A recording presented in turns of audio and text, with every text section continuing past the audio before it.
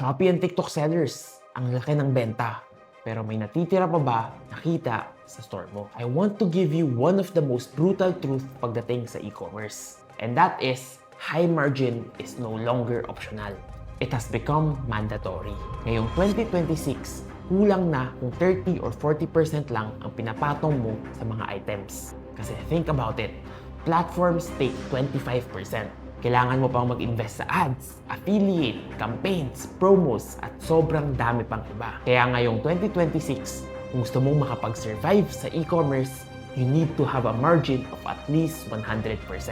That way, may matitira pa para makapag-invest ka sa marketing, branding, and other expenses that will help generate sales sa store mo. By having a high enough margin, mas madaling magbenta sa e-commerce. Magkakaroon ka ng margins to invest in efforts that will help you generate more sales and in turn leads to more profit.